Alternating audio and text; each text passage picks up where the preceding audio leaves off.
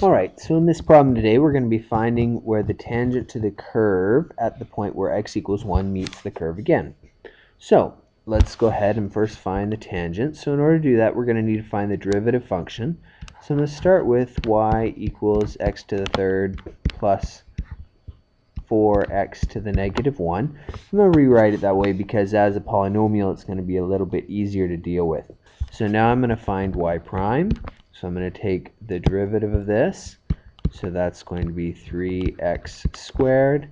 And then I will bring the 1 in front. So minus 4x to the negative 2. And then at this point, that's the derivative function. So I need to know the slope. I need to know the slope at x equals 1. So I'm going to put 1 in.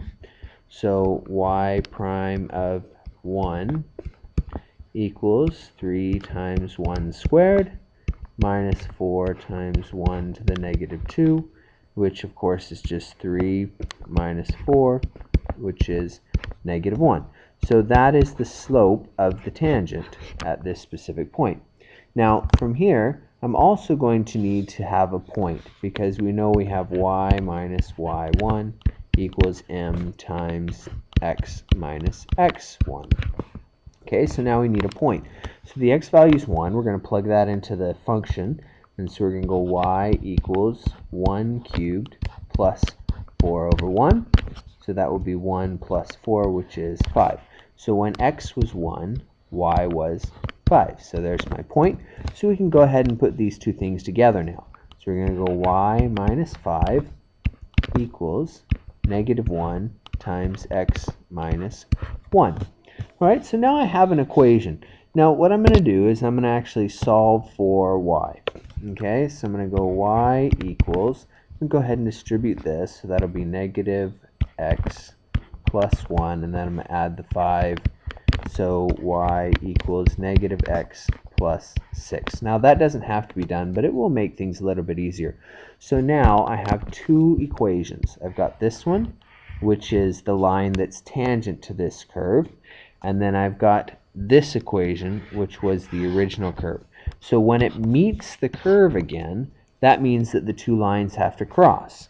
Now, just to help you visualize this, I know this isn't exactly what this graph looks like, but let's just say it looks something like this, and maybe x equals 1 is right here, and so the tangent line would look something like this, and so there's where it would cross again. That's why it's saying it crosses again. Now, at this point, you can see that the two lines cross.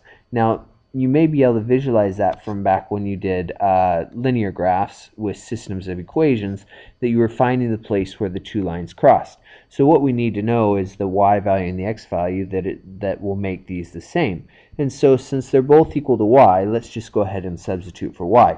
So I'm going to take the negative x plus 6 and plug it in for y in the other equation to find out where the tangent equation line and the original equation cross.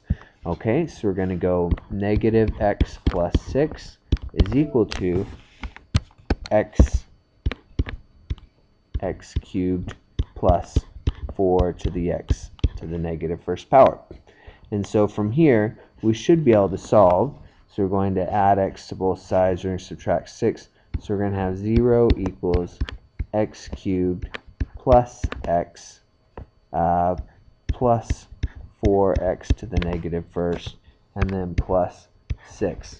Now at this point, the easiest way to do this is probably just to go to your calculator, since we're using calculators anyway, and to then be able to find out what the value of x is by looking at the graph.